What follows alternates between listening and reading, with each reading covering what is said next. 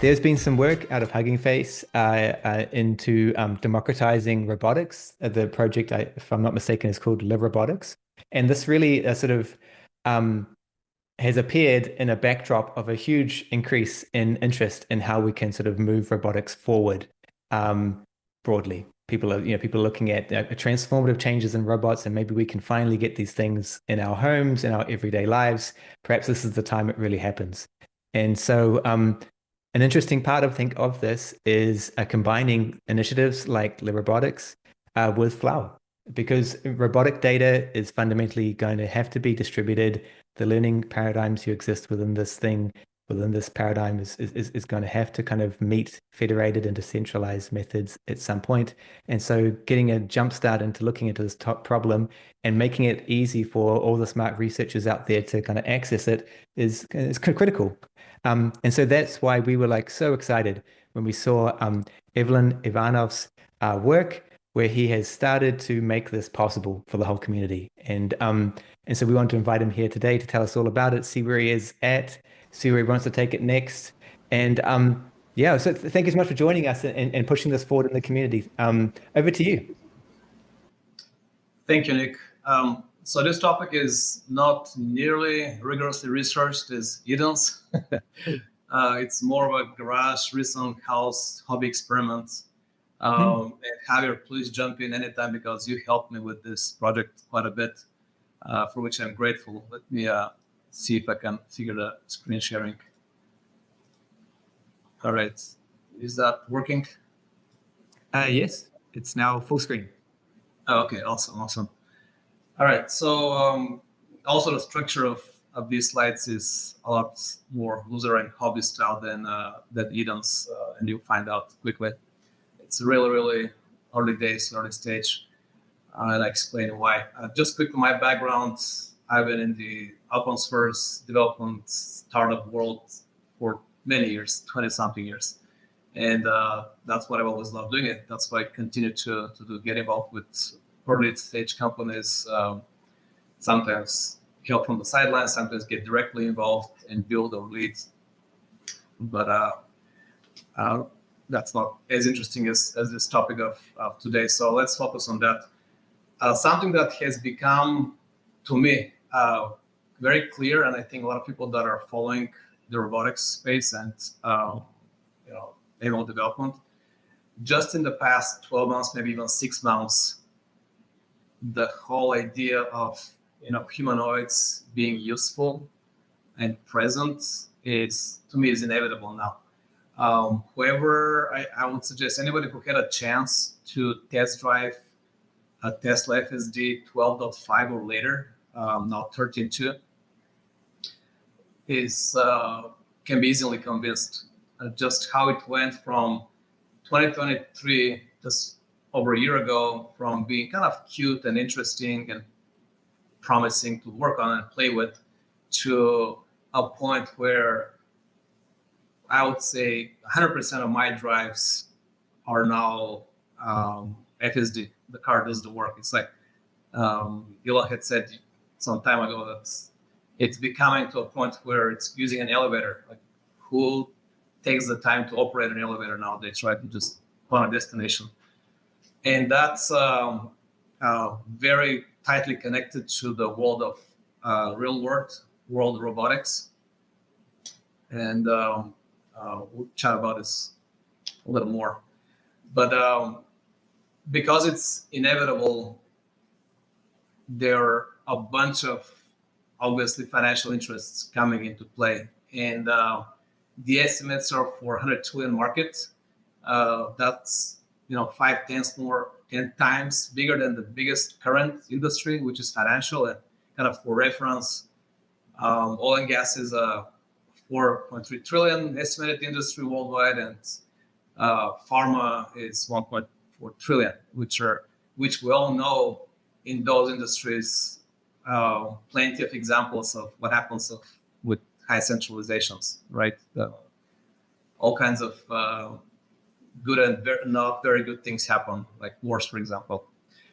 So also, if we look at history and the power law and so on, we can project that if left kind of without much attention, this will end up being concentrated in a couple of special interests. So Tesla, for example, is obviously doing tons of good for the world, and it's ahead of everybody's game. So that's a good thing right now. But it's also pretty much a fact that the next best competitor in real-world robotics would be Google's Waymo, and it's a far second. And then the distance from the next batch of competitors in that space is even further. Who has several million robots that continuously daily collect real-world data from around the world and train on 100K GPU farms?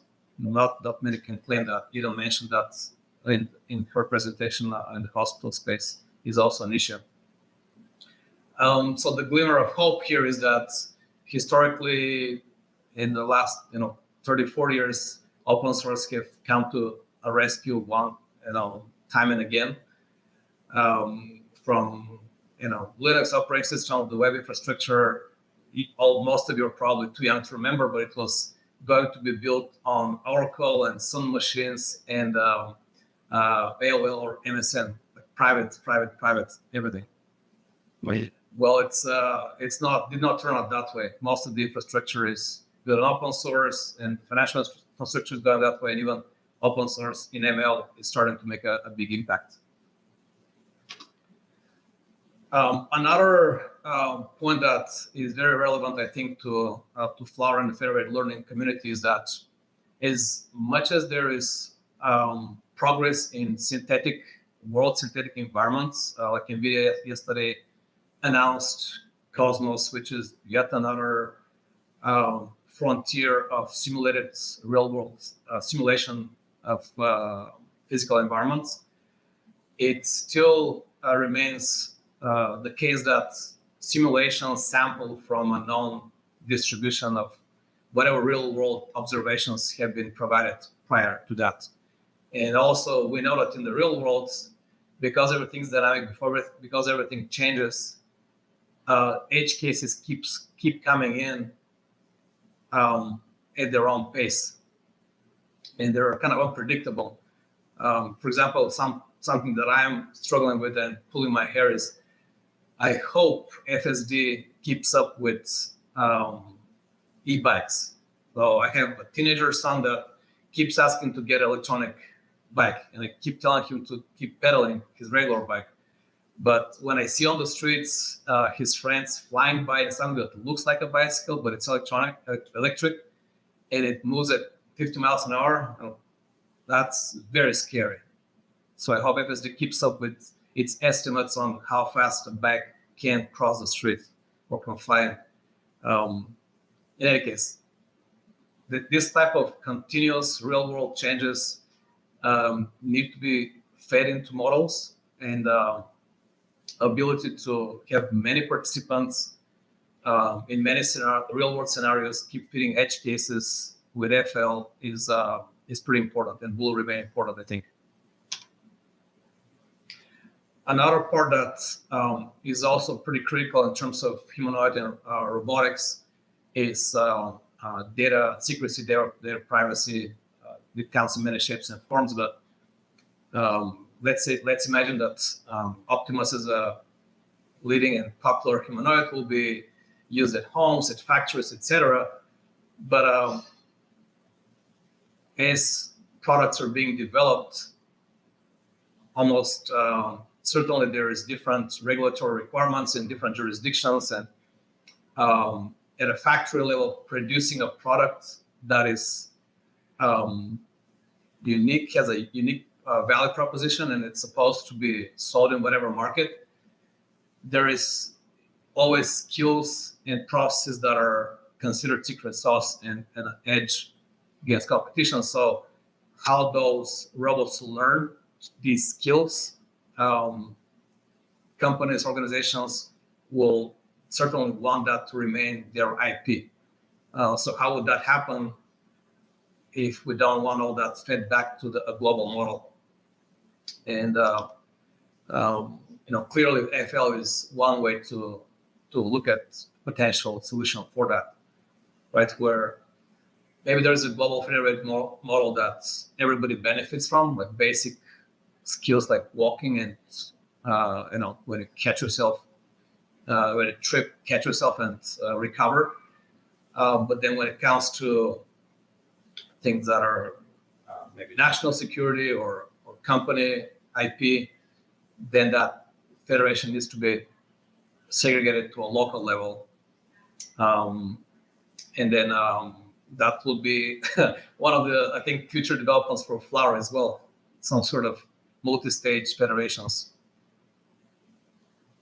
Right. So a couple of words about LeRobot. It's a Hugging Face project, as Nick mentioned. It started last year.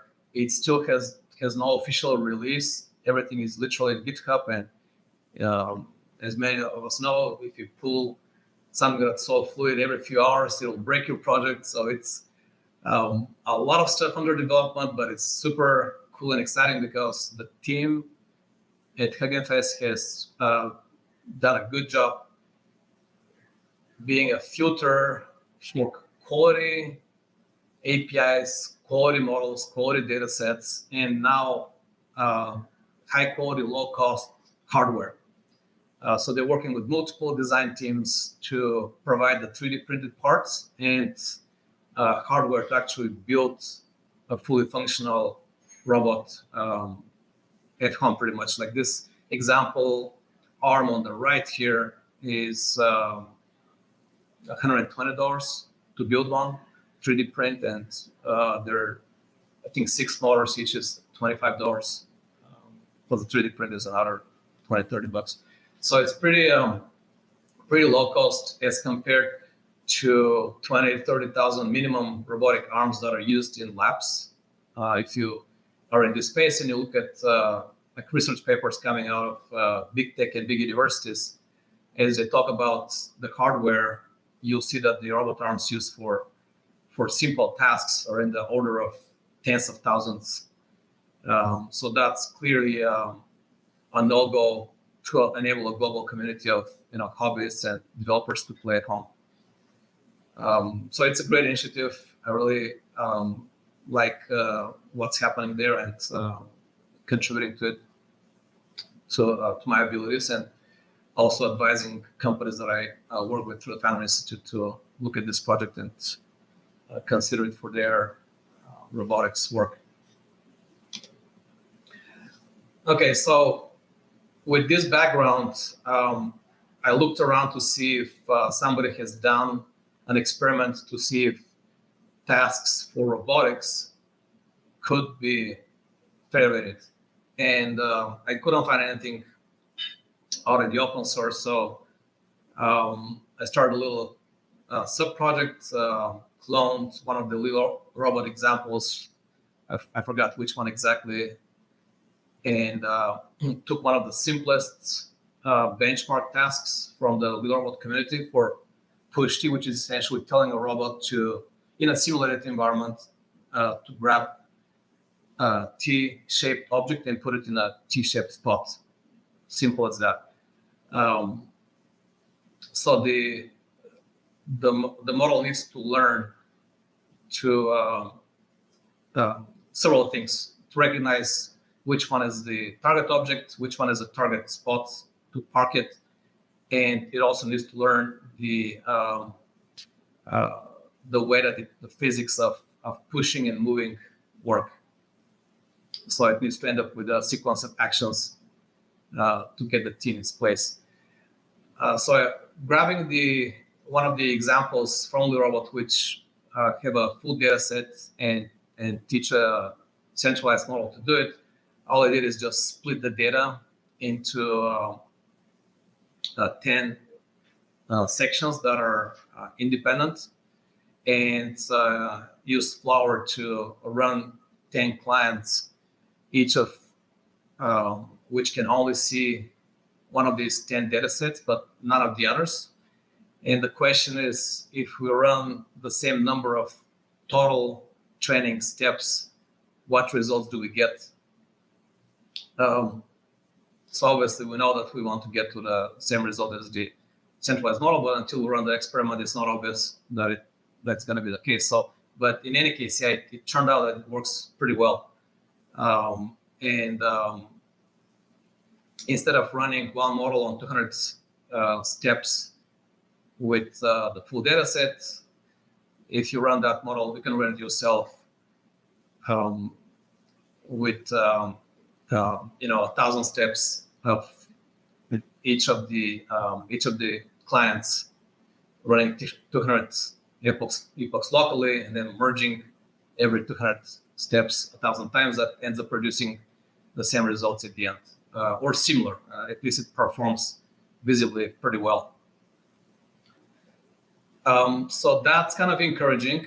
Obviously, a very simple, very trivial task. It's not even a physical robot, and there's much more to work on. I'm grateful to Javier for spotting this pull request and helping me clean it up, organize a little bit, see how Flower is actually supposed to be used instead of my kind of hack approach. And now Hegel maybe talked about this. He started a more meaningful experiment called Push Alphabet, where the idea is to have each client trained to push a letter and see if we can end up with a global model that can push any letter. That's pretty exciting. We'll see how it goes. That's pretty much it on this little experiment. Happy to answer any questions. Awesome. I love it. Thank you so much for kickstarting this. Really a great talk and also a great initiative to kickstart this in the community. I don't know, Javier, do you have anything you want to add or show? I guess you weren't prepared, but I just wanted to give you the opportunity in case there was something. Well, I think I want to thank you, Evelyn, for opening the PR. I think this probably was one of the most exciting new examples I've seen in a long while. So I think we have the PR kind of almost ready. So everyone will be able to get a first experience on robotics, which I didn't have any knowledge. So I think it's quite a fascinating area. And yeah, thank you. I think when the Alphabet one is available, it'll probably be a lot more interesting to the community because the push is not as obvious immediately what it does. Yeah, absolutely. Yeah. So the idea here is this toy example is push T is a dataset where every episode is a T letter. With push alphabet will be an extended dataset where each client has a collection of letters of the alphabet. And the goal is to learn a global diffusion model that a robot can push any letter on its corresponding silhouette, let's say. So I think that's quite exciting. But one of the challenges, but the exciting part is that we need to create a dataset. So, but yep. That's a lot of work to do. This is just a tiny little kind of spark that it's worth keep going. By the way, one quick question: Have you had the chance to deploy any of these models on the real robotic arms, like the one linked, like the one you were showing earlier? Yes, that's what I'm trying to do, but it turns out hardware is way harder than software. I've printed one arm, my 3D printer broke, I bought a spare part, printed half of the other parts, broke again, so I got a new printer.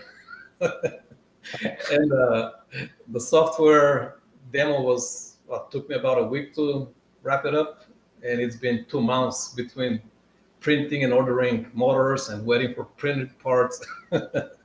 So yeah, getting that direction, but that's another reason why a bigger community would help, because serializing all these tasks is a long process. Yeah. Well, I'd say if anyone has any questions, feel free to ask now. Otherwise, we can have a looser discussion. So if there's the Slack channel, there's the Q&A, or just raise your hand. Yeah, let me just see what I can see in the Slack channel, if anything. think exactly. Oh, yes, Eden, you have a question. I've got a question. Thank you so much, Evan. That was a really interesting talk. I think, in regards to the push T and the alphabet, I'm really interested to know what whether you have an understanding of. I have no understanding of robotics, so this is more of a general question. But when it comes to the different letters, I'm assuming that there are some letters that are more difficult for the model to sort of learn to push into the right position.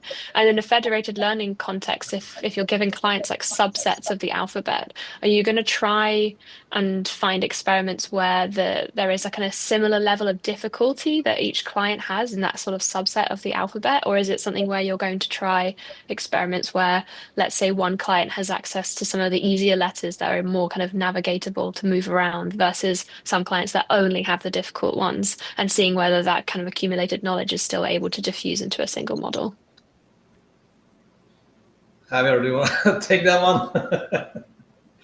Yeah, I think it's a great question. I think once we have this push alphabet data set, we'll be able to analyze exactly those problems related to non-idiness in the data. I agree that some letters, maybe letter T, everything is like a straight R is very easy, but maybe others like a C or a Z that has curves and things become harder to push. I don't know. But I think that's one of the key experiments for sure. I can see how that's related to Eden's work, because I heard her mention that not everybody contributes the same type of data to these medical examples, and the quality is not the same, and the tasks are different for different diseases. And I wrote down actually in my notes during your presentation that should be probably a wish list item for a flower in the future. If this adapter fine-tuning works out, maybe flower can handle somehow automatically fine-tuning local adapters and allow strategies for merging these adapters into bigger models at certain checkpoints. Yeah, tons of big questions here. Like we don't want edge cases to be ignored because they're not represented in the data set in the existing distributions. In fact, in some cases, we actually want to give a lot of weight to the edge cases, especially for medical. Yeah, absolutely. Yeah, in the medical context, it's really interesting as there's been a lot of questions, especially when you sort of move towards federated learning in a real world context, so especially around IP and ownership of these models. And if you have clients who are contributing really interesting data where you're seeing, maybe the distribution of the very edge cases, sometimes these edge cases are actually the things that are contributing the most information to these models. But at the same time, there's a lot of issues around privacy, and people don't really want to have these probes done on these data sets to understand the distributions of the sort of data that these clients are contributing. So there's a trade-off that I think I'm sort of seeing in the field where it's you want to have this transparency around, do these clients contribute interesting and varied data that is of good quality versus I don't want anyone to know anything about the data that I'm contributing because I want it to be very private. And how do these two things work together? And this applies, I think, to all contexts, but healthcare especially. I can definitely see that. In the domain of robotics, there is completely unrelated, but in a sense similar issue with when you build the hardware. In simulation, all the replicas of that one robot arm are exactly the same. But in reality, once you print it, no two prints are exactly the same. And the parts never fit perfectly, and the motors never work perfectly. So it'd be really important to catch all these edge cases coming from new builds and make sure the model learns to adapt actions based on what the actual arm does in the previous few episodes, as opposed to remembering and automatically spitting out the most common way that the arm behaves, if that makes sense. Yeah, I agree. I think that now that the data is not just the image, right, or the tabular data, is also another another dimension of non-idiness is exactly what you mentioned. Like now the agent, like the robot, for example, has its own way of moving in the real world. Like maybe not two robotic arms are the same, like what you mentioned. Yeah, I mean, I see this with the frontier models, the large language models, a lot. ChatGPT or whatever, Gemini, Grok. They are so seems to be so focused on known patterns that they always spit answers pretty fast. And when that answer fits a very common question, like build me a cool website that takes three some sort of input fields, that looks perfect. But as soon as I ask the same question related to my project, they don't seem to pay attention much to the the environment that just changed. That is very specific and different than the mean of all the samples. But anyways, yeah, the very exciting to see how we can push this with FL and local adapters and efficiency. People don't have huge farms, but they have high quality edge cases, data to contribute. Anyway, it's very exciting to me. It's cool. The question that comes to mind would be, for those who are listening and they think this is cool, what would you suggest that they do to help out? Do you want to see people look at these LeRobot examples and port more of them to be federated?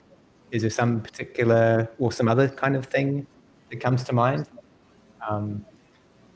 Oh my goodness, if it's an exciting topic, it's so early days that just dive in and within an hour, you'll be able to contribute in a million different directions. There's so many fluid things. Print a robot arm, see how that goes. Not trivial. It seems trivial. Make it move. Not trivial. Upload a model. Try to contribute to Javier. I don't know if you're ready to share your new repo. Try to contribute with ideas how to train the alphabet demo. That'll be fantastic. It's a big milestone from the push-T to an alphabet. Yeah. Didn't already hinted to a bunch of examples. We don't even know if it can learn our own letters. Maybe some are too hard. We don't know. Let's figure it out. Yeah. So just a bit of context. This new repo. So what we need to do is to create a data set with all the letters, and for that we need to basically simulate, actually record the movement of me manually pushing the letter. So this can be done with some interactive Python simulation environment. So that repo is to do exactly that. Currently, it only has the T letter, but we need to make it happen. All the letters. I think it could be a nice community project to support this. I see. We can give more details soon. I see. So basically, it would be folks should, if they want, they could look at the pull requests that are there now, if they want to kind of take a look.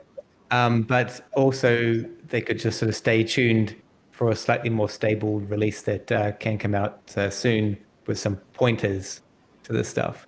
Yeah, this pull request will introduce the example that Evelyn wrote once we merge it. And that will be probably the best starting place to get familiar with Federated Robotics.